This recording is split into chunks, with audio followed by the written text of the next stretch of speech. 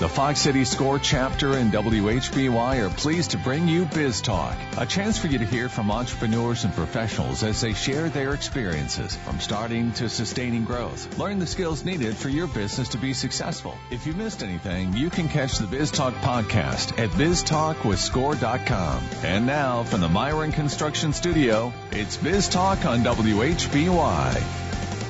Good morning and welcome to Biztalk. I'm your co-host Terry Pinch, and joining me this week as co-host is Rick Sentz. Rick, how are you doing this week? I'm doing well, Terry.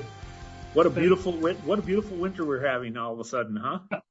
Yep. As this show is on the air Saturday morning, people are expected to have been out shoveling for the second or third time this week. I hope they stayed safe and got everything done well. But hey, we're in Wisconsin. You got to have some of this. That's right. This week, our guest is Amanda Rudd, who is much better known in these areas as Amanda Cupcake. So let's first introduce Amanda. Amanda, how are you doing? Hi, I am doing great. How are you? Excellent. Thank you. Okay. Tell us a little bit about Amanda Cupcake and how you created that persona. Well, Amanda Cupcake came from actually a darker place. She came from, Amanda Cupcake came from several different inspirations. So I always wanted to be a fashion designer. That was my big dream. And so I moved out to California. I grew up in this little town, Wapaka, which I'm sure you're familiar with. And as soon as I hit like my mid-20s, I decided I was going to move out to California and go to FIDM. It's the Fashion Institute of Design and Merchandising in Los Angeles. And I was going to become a fashion designer and see my name in lights. And I did really well in college there, and I had a great time. And when I graduated, I actually started working for Billabong, which is a surfwear company out there. So I became a California girl. I have so many stories. It's like another lifetime ago, really. And while I was out there for about 10 years. And I started facing some hardships in my life. My mom was diagnosed with Parkinson's disease after about 10 years of living there. My job working for Billabong wasn't necessarily what I thought it would be. I wasn't getting to really dabble in that creative side. I was more on the technical end. I was making things from like concept to completion and focusing a lot on manufacturing. And that was kind of like depleting my inspiration energy. Fashion industry was not what I thought it would be. And I had some health problems myself with some autoimmune stuff. And so I was dealing with a lot of things, and I was flying back and forth because there was some medical issues going on with my family. And one day, it's just everything came to a head, and I said, I think I'm going to go back home. And while I was going through these hardships, I knew that I needed a bright light in my life. And so I created this rainbow bright character named Amanda Cupcake. And I've always loved glitter and everything bright. Betsy Johnson is my inspiration for fashion design. And so I kind of wanted to create something like that into cupcakes. And so I started a cupcake blog, named myself Amanda Cupcake, and I created this alter ego who was bright and rainbowy. And she is who I truly am on the inside. And she was also like who I needed at the time when I moved back home to Wapaka to kind of balance everything out. So that is like the short version of how Amanda Cupcake was created. The first question I have with that is, but cupcakes, where did the idea for cupcakes come from? So at the time, cupcakes were like starting to become a pretty big trend, especially out in California.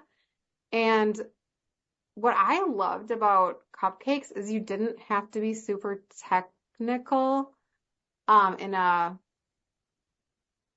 creative way. You do have to be technical with the recipes and like the measuring and everything, But once you can create this canvas, and then once that canvas is made, you can do anything you want on the cupcake. And so I started dressing cupcakes up instead of people. So I became a fashion designer for cupcakes instead of people, I guess. So when you started thinking about this and making this transition, what were you dreaming about? What did you want to become? So when I first started doing this, since childhood, I had this dream of my name in lights. I wanted to be a fashion designer. My personality, I'm actually an introvert as Amanda Rudd. Back then I was Amanda Wright. I've been married since. But as the other version that I am most of the time, I'm an introvert. But I also have this side of myself that is very vibrant and stands out and loves to perform. And being Amanda Cupcake allowed me to do that. And that's something I didn't get to do working for somebody else, like working under Billabong. I actually got to embrace the true side of myself that is that like performer or that artist. Okay. So you come back to Wapaka. How do you go about starting this business? So, to be honest, I wasn't planning on any of this when I came back. I needed this Rainbow Bright character in my life. I needed to like be the artist, but I was not planning on this turning into anything. I just thought it would be fun to dabble in cupcakes and put glitter on cupcakes, which is now my signature. And when I moved back to Wapaka, cupcakes were not quite here yet. Like that big trend wasn't quite here. One of my other gifts is trend forecasting. I'm kind of psychic, I guess, or intuitive. That's another gift that I have, and I can predict trends. And so I think that's what makes me also really good at what I do. In Amanda Cupcake, which we can get into the marketing side of things like later. But I just kind of used my intuition and everything that I learned in the fashion industry and everything that I knew was going to be kind of like hot going forward and put it into cupcake form. I started baking in my parents' kitchen and just making stuff and making different I think it started with rainbow cupcakes that were swirled together, all different colors, and sprinkling sparkles on cupcakes. But at the time, right now in Wisconsin, you can bake out of your home with a cottage license. Back then, you could not. And so I thought, well, I do need some kind of income. What can I do? And so I'm like, I could start a cupcake business. So I met with the owner of what was Cronies back then, Amy Simpson. She owned Simpson's, the restaurant back then as well. I brought her some pancake bacon cupcakes and some peanut butter and chocolate cupcakes. I remember this. And I had her taste them, and I asked if maybe she had her kitchen available for me to rent, and I could just dabble in it and see if I could start selling my cupcakes at her restaurant. And she said yes right away. I just had to bake them at night after they closed. So I would go into Cronies at night after they closed and bake my cupcakes and then try to sell them the next day. And so I would just leave them on the little countertop at Cronies to sell the next day. Okay. So you were working after hours at that point. Was there enough time to make everything you needed to sell, or was it pretty stressful there? It was wild, okay? For one, I got lots of complaints from the employees that I left too much glitter behind. I put edible glitter on everything, and they would just complain all the time. There's just things that this was probably my first experience in learning, like, just what mistakes not to make going forward, or how a kitchen is maintained and things like that. Because you have to keep in mind that I'm an artist. I have grown in this way, but back then I definitely did not have that like business mind. So I was learning as I was going, and I would work at night, and I at the time also had learned or had taught myself to never say no to anything back then. And so I said yes to every single like opportunity or order that somebody wanted from me. And so I would be up all night at Cronies, and I would have friends come and help me do the dishes in the middle of the night. Sometimes I would call my dad, which I call him Papa Cupcake, and I'd be like, Dad, can you come help me do the dishes? I'm so behind right now. It was a wild journey, just because I hadn't learned my own boundaries with myself yet, and I got glitter all over Cronies, and sometimes I'd be mopping as the employees were walking in. So. So how did you move on from there, and what did you do? Well, the thing that helped me move on from Cronies, and I know we'll probably talk more in detail about this later, but I started to become more well-known in the area because of this persona or this brand that I created. Amanda Cupcake I created Amanda Cupcake as a person because I wanted people to relate to her, and ultimately that worked because Fox 11 found my blog, my baking blog online, while I was at Cronies, and they asked me to come on TV, and I never really knew that I could do TV. Like I said, part of me is an introvert. The other part of me is very loud. So it's just, I never knew I could do it. And on the way there, I was like, what am I doing? And I found out it was my jam. I love teaching. I love being on TV. And being on TV is what escalated my business, because then a lot of people found out about me back then. This was like 11 years ago now. Things have definitely changed and evolved with the way people appear, like through social media and television and everything. But back then, being on TV was a pretty big deal, and people, for some reason, very much related to my brand when I popped on there. So in this little town of Wapaka, I started to get pretty well known, and I never said no to anything. And so this woman found me, and she owned a house, and it was empty. It was in the country in New London, which is about 45 minutes from Wapaka. And she was like, I have this little house, it's empty, and I've always dreamed of turning it into a bakery. You seem like the perfect fit. Would you like to come do this? And it seems like a good partnership. And so again, I didn't really have the business mind, so I said yes. I leaped into it.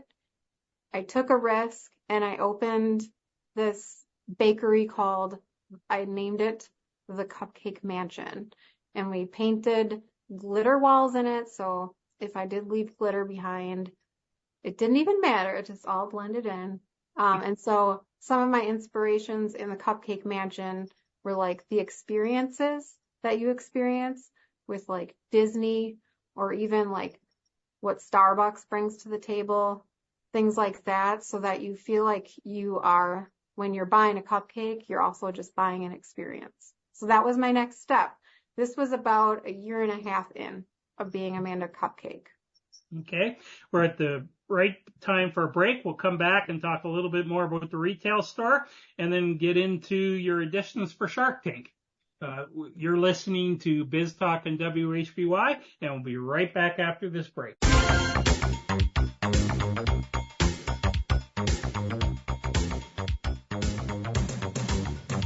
Welcome back to Biz Talk on WHBI Radio. I'm Rick Sense, along with co-host Terry Pinch. And this week we're having an interesting conversation with Amanda Cupcake. But before we get back to that, I'd like to just spend a few moments talking to you about Fox City's SCORE program. Fox City SCORE serves an 8-county area with offices in Appleton, Oshkosh, and Fond du Lac. We have about 45 volunteer mentors, each an expert in their field, offering entrepreneurs no-cost and confidential mentoring.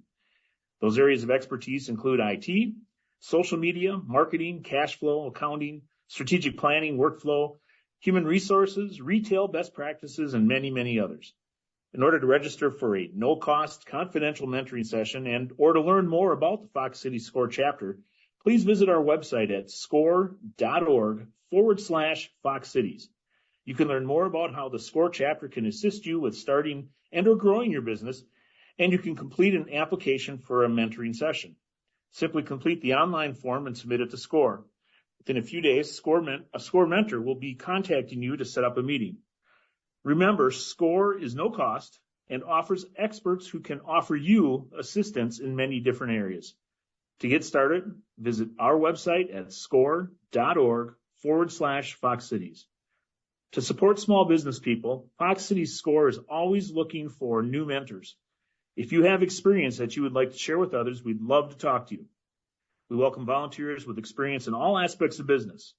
Small business owners need your help, and your experience can make a real difference to their success. Go to score.org/Fox Cities, click on the volunteer button, and fill out the short application, and someone will get back to you to explain more. So thank you again for joining the program this morning on Biztalk here on WHBY. And Amanda, I have to come back. We are in this wonderful medium known as radio, which I think is far superior to television in many ways.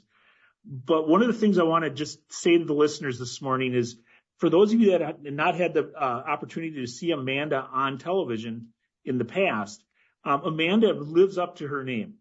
I look at her and I immediately see a combination of Martha Stewart and The Clash. If that helps anybody out there make a visual picture of what Amanda, how she looks and how she appears. And just so you know, she really does love the glitter because she is sitting in front of this beautiful glitter pink wall. So she just lives up to what she's doing here with the alter ego. So we left your story, Amanda, with the Cupcake Mansion in New London. Can you maybe just pick up where you were going with that and give listeners furthermore what you've been doing and what you've been up to? Sure. So I like the Martha Stewart and the Clash thing because Amanda Cupcake is definitely like bright and has a little bit of that dark side rock and roll at the same time because that's where I came from. So thank you for that. Mm-hmm. The Cupcake Mansion, everybody dreams, well, not everybody, but a lot of bakers dream of having the cute little bakery. And that's what I thought my dream was as well.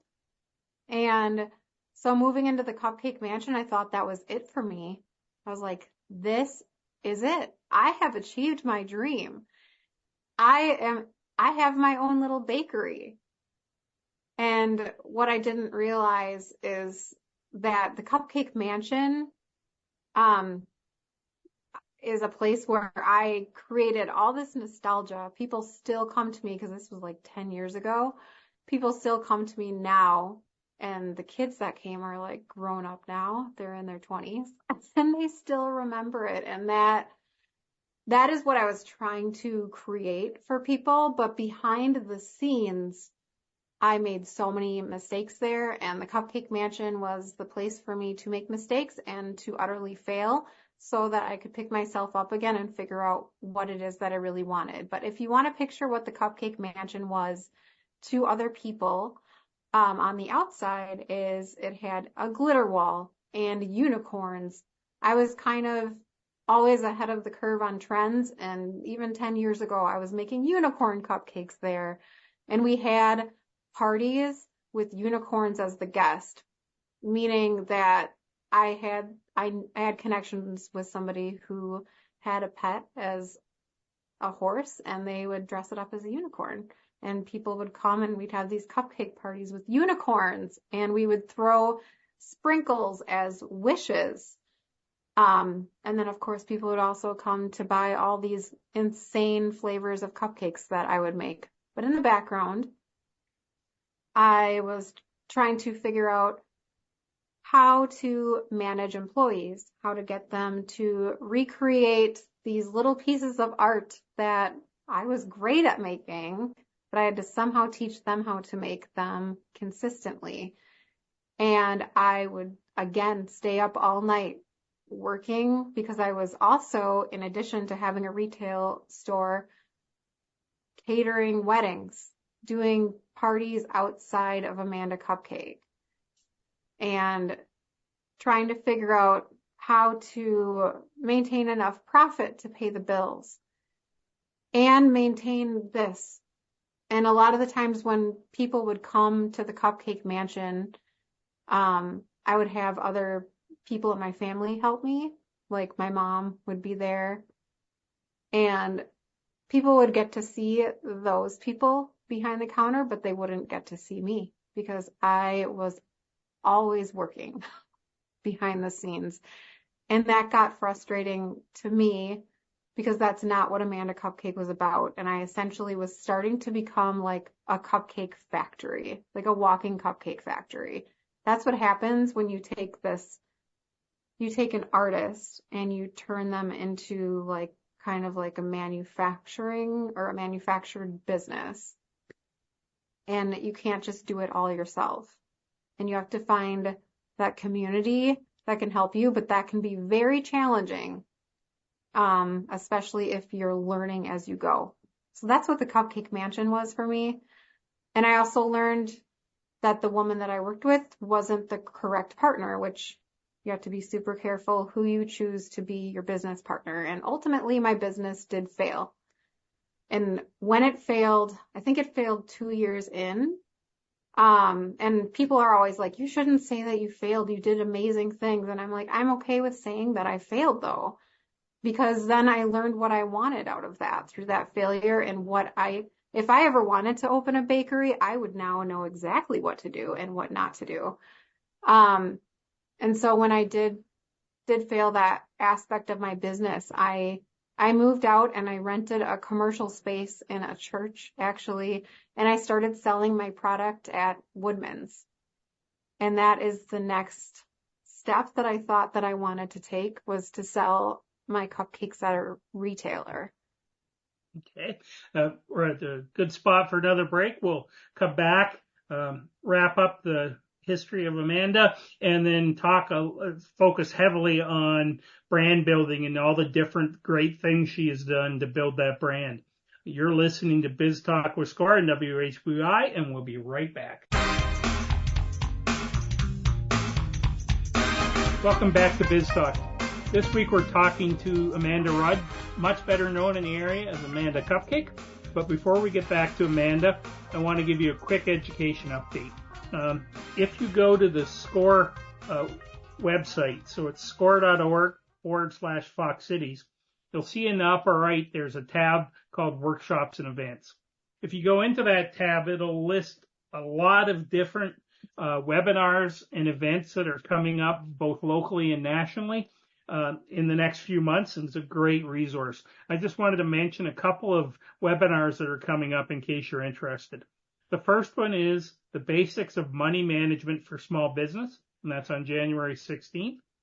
And another one is how to use artificial intelligence in your business, a step-by-step guide.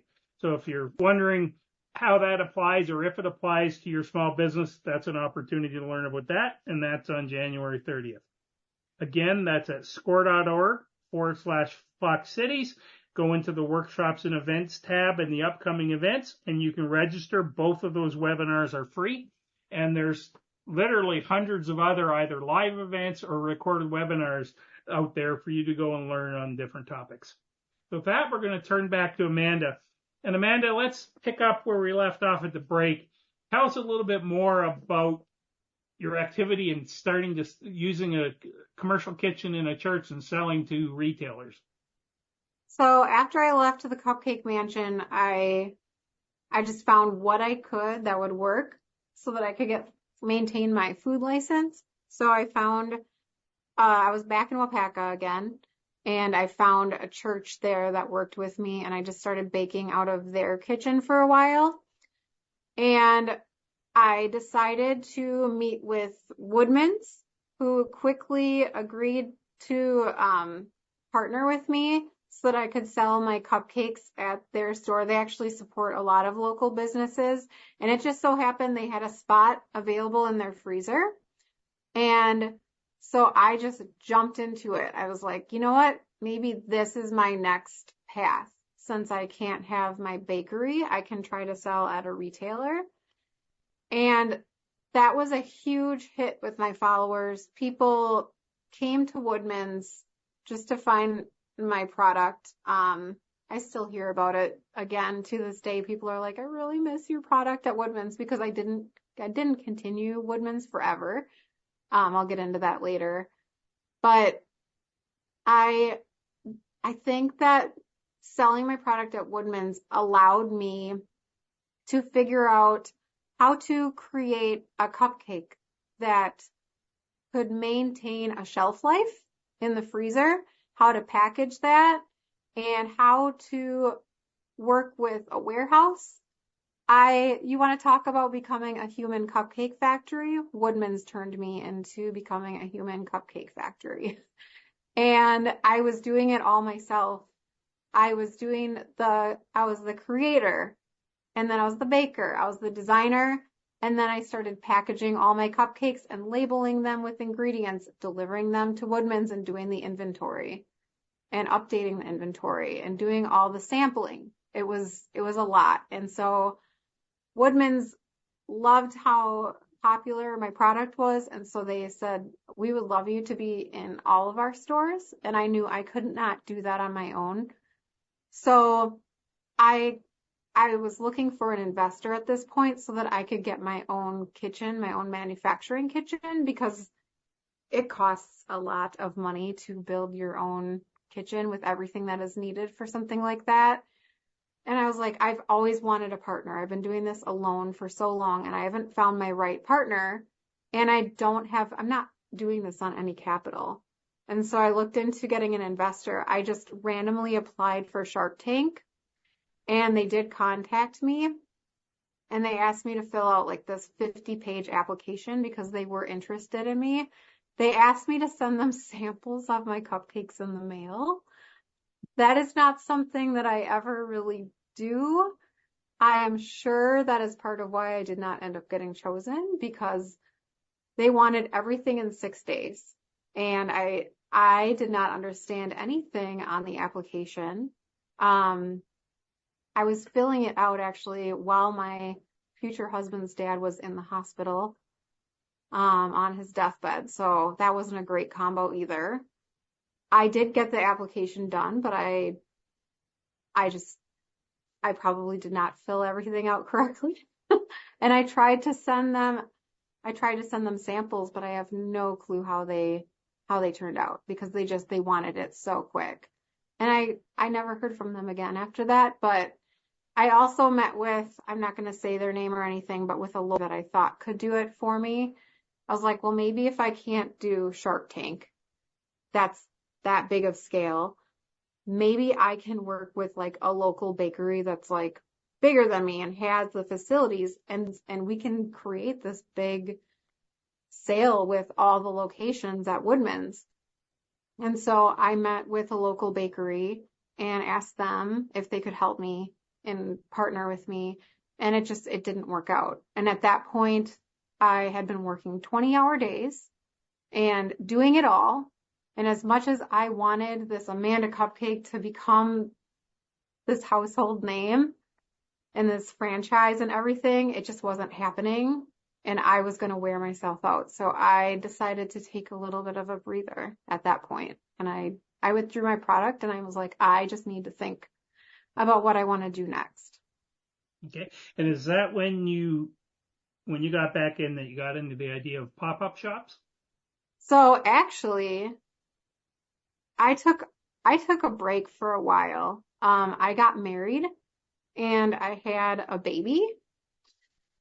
And so that I would say that was like a 2-year break, and everything slowed down a lot. I moved into a house. I had a lot of personal things going on, and I didn't really know if I was going to get back into it. And because I was kind of burnt out for a while. But what happened after I had a baby is the cottage law in Wisconsin, the cottage baking law was passed, and I was able to get a cottage license. So I became a stay-at-home mom, and I was like, cool, I can start baking out of my house and just do what I want with my business. And so I started dabbling in making special orders and custom orders out of my house. I hadn't even thought of the pop-ups thing yet. That did not come until after the pandemic, actually. So the pop-up thing didn't start until about last year. So one of the great things you've done is build a brand, and no matter what you did and where you went, the brand has followed you, and the people who love the brand have followed you. So what brought you to starting up a pop-up shop to use that brand for that? Yeah, so I've had so many experiences, as you can see, as Amanda Cupcake, and I have definitely learned I've weeded out what I don't want and what doesn't fulfill me as Amanda Cupcake. I still have not found like that business partner, so I'm still doing things on my own. So it has to be scalable, like whatever it is that I do. And so the custom orders weren't really my jam either, because a lot of people, they'll send you like pictures from Pinterest. And so I felt like that stifled my creativity a little bit. And I'm like, nope, custom orders aren't really for me either. And they cost a lot of money out of pocket, and just a ton of time. And I think I took a little bit of break during the pandemic because I broke my hand.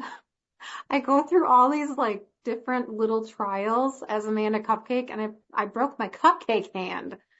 And so after the pandemic was over, I kind of started thinking about what I wanted to do, and the world was so different. And people were different. And the whole idea of popping up somewhere and not having to commit to a whole event, I think it makes people more excited because they get to experience an event where they can just pop up for a few minutes, experience something amazing and glittery and bright, and then they can leave and bring that experience home with them. And with my pop-up shops, I don't know if maybe I should describe what a pop-up shop is, because not everybody knows what that is. So what a pop-up shop is and why I created it is a pop-up shop allows me, Amanda Cupcake, the creativity to make whatever it is that I envision and I want as an artist, but it still reaches people. And so I will create, based on whatever that season is or that holiday, I'll create a theme for the pop-up shop. I will partner with a local business and use my cottage license. And I will go to that business just for that afternoon. And for the whole week before that, I will have been working in my kitchen, creating specific cupcake designs based on that theme, and also kind of using my Woodman's experience based on like everybody's favorites as Amanda Cupcake. And I will definitely always bring those to the pop-up shops. I will bring the cupcakes to the pop-up shop, and there will be a line of people waiting. And it's kind of like, hey, this is my own art show of edible art. Here it is. And everybody comes and they smile and their eyes light up. And it is the perfect medium for me right now at the chapter of life that I'm in, because I can create my own schedule and I can be creative, and people have loved it. And my inspirations, I guess, have been how like Starbucks does it, or again, like how these different companies like Disney or whatever, they've created an experience where you feel like you really connect with the product and the person behind it. One of the most important things, we've talked about it a few times or mentioned it a few times in this show, that you do are the TV appearances. Did that stop during the pandemic, and how have those evolved, and how does that help you with the pop-ups, and how does the pop-ups help the rest of you? So I've been doing the TV appearances for like 10, 11 years now. I can't even count the number of times that I've been on TV with Amy. And I also now do Channel 5 with Melaine and Lisa quite often. I used to be on television a lot more pre-pandemic, and then everybody had all these restrictions on going in the studio. And there was one time where Fox 11 did come to my home kitchen, and that was just once. And there's another time where I actually baked outside at their studio during the pandemic. You remember the time period where everybody was like, well, if we go outside and we do it outside, then we're safe. So I did some things like outside, but it definitely slowed down after that. And I still do the TV appearances. I wouldn't say I do them quite as often, but I think I've been on TV in the last year about 4 times. So, and I think it's become part of my brand. There's people that see me in the store and they're like, hey, I watch you on Living with Amy all the time. So I'm kind of known as that friend of Amy Hanton's. And as you look at all the things you're doing, you've talked already about the long learning path you've gone on, but one thing you've become really, really good at is building your brand. And it's very obvious as you look at how you do things now. But one of the events that came up over the last 6 months was you put a recipe into a book that was written by a local author and then went on a book tour. Could you first tell us about how you got involved with that book and then about the book tour? Sure. So the funny thing about this is part of who I am is I'm also a writer. I started that Amanda Cupcake blog, and I would write stories with my recipes.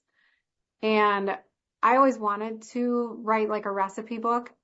And I have written a recipe book, by the way. It's called Sweet Dreamer. It's a children's book, and I have not self-published it yet. So, that's the funny thing. And last year, when I was really into my pop-ups and everything, her name is Sarah Richardson, otherwise now known as Eliza Evans. She just randomly emailed me, and she told me that she was working through Random House, which is a pretty big publisher.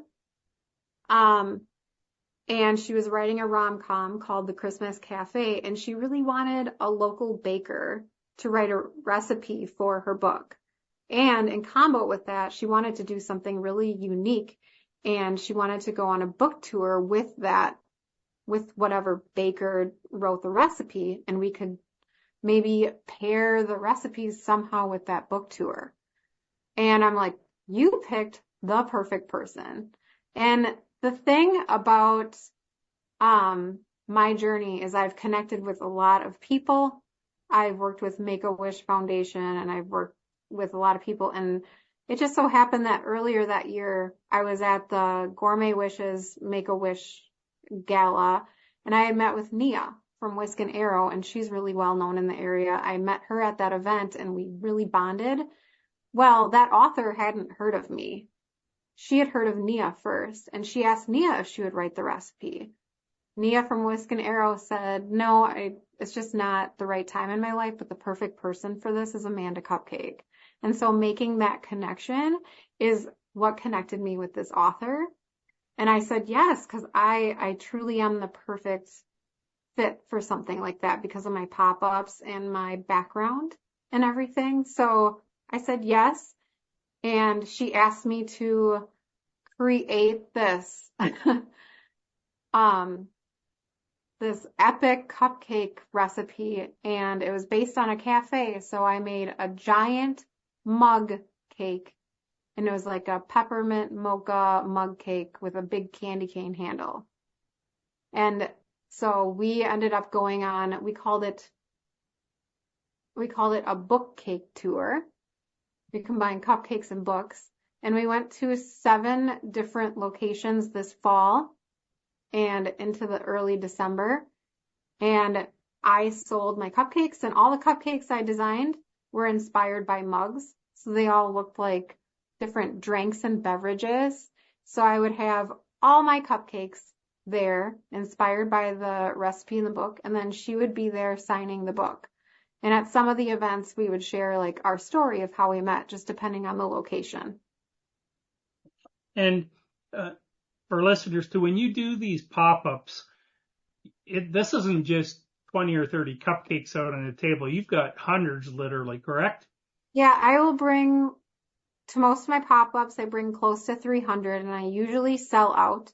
If I don't sell out, I'll sell out afterwards, and I will post my cupcakes up on my website at my after pop-up sale, pop-up shop, my online pop-up shop. Yeah. So have the pop-up shops help build your brand too?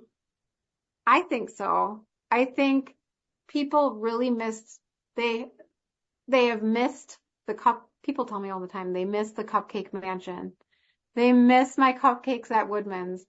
So this gave me a chance to reconnect with my customers, but also rebrand based on how the world is now. And the world is definitely like, they thrive on these events like this, like these pop-up shops. And I have been able to bring in a little bit better income this way because I don't have the overhead I would have with a bakery and all these employees and everything. Great. This is a good time for our last break. You're listening to Biztalk or Score on WHBY. We'll be right back after this. Welcome back to Biztalk. Before we get back to Amanda, I'd like to thank our sponsors who bring Biztalk to you each weekend. We couldn't present Biztalk without their generous support. Thank you to Abbey Bank. Abbey Bank means banking about you because your dreams and goals deserve personalized attention and care. Whether you're navigating your personal finances, growing your agricultural endeavors, or managing your business, Abbey Bank is here to support you every step of the way. Join today and experience banking the way it should be. Abbey Bank is a proud member of the FDIC. Thank you to Hailing & Associates. Hailing & Associates helps small businesses and individuals not just prepare tax returns, but plan for taxes, helping to minimize taxes for this year and beyond. Hailing & Associates. Personal connection, positive results. And a special thank you to the Business News for promoting our program in the biweekly newspaper serving Northeast Wisconsin. If you aren't already subscribing to Business News, you should. The paper is delivered bi-weekly and contains relevant and useful information about the business community in Northeast Wisconsin. And let's turn back to Amanda. And Amanda, could you let people know how they can contact Amanda the Cupcake? Sure. I have a website. It is amanda-cupcake.com. That is the best place to find me. Also, you can find me on social media, and especially like on Facebook, might be my most popular social media outlet. Okay. So we've heard quite a story of a lot of evolution over the last probably 10, 12 years in your career as Amanda Cupcake. Where are you going next? That is a very good question. I have a lot of things I would love to do as Amanda Cupcake. I wrote that book, The Sweet Dreamer, which I referenced before, and I would really like to self-publish that. I do enjoy doing the pop-ups. My ultimate dream, and I've been asking my husband about this, is I would love to build a studio in my backyard because I've learned through all of my experiences that I love to teach. And being a mom, there's just so much I'm in touch with also through like mental health and things like that. And I would love to teach some sensory cupcake classes in my cupcake studio. I would love to have like a cupcake studio in my backyard with a sprinkle wall, not just a glitter wall, but like a sprinkle wall, and people can come and take classes and I can teach them how to create and how to be creative. So that is a big dream of mine. I'm also going to be working with that author again on another rom-com. We've kind of tweaked what we did last year, and I am going to be going on a mini version of another book tour with her as well next fall. And how often do you do pop-up shops? I do them once a month. So I'm doing one for Valentine's Day, probably another one for Easter. So I've been trying to do them just once a month because my daughter keeps me super busy right now. So if our listeners go to your website or Facebook page, they'll hear about where the pop-up shops are and what's going on there. Yep. Locations. And do you make and sell other things other than cupcakes at these shops too? Eventually, you asked about my future plans. I actually sold cake mixes at my last appearance at a pop-up shop. So I would love to dabble into making Amanda Cupcake cake mixes. I always thought I had to wait for somebody to be able to produce those for me and get a license or be licensed and all that. But I think I can start doing maybe some of that myself. So I would maybe like to dabble in making my own cake mixes eventually. What about cookies? I saw on your website that you think you make pretty good cookies too. I actually do make really good cookies, and it's funny you mentioned that because the book that I'm working with that author on is about cookies. So you might just see me dabble in some sparkly cookies in the future. All right, great. Thank you, Amanda. It is a great story of a lot of evolution and development and learning. You're really well known and well liked in the area, and your business is really appreciated. So we thank you for being on the show. Thank you for having me. Okay. I'm going to leave a trail of glitter behind. You might find some glitter in your stubble. And for our listeners, if you want to listen to this show again, it'll be out on our website in a few weeks, but you can also go to the website, biztalkwithscore.com, and hear previous shows. They're out there as well. So thank you very much. Everybody have a great week, and we'll talk to you next week.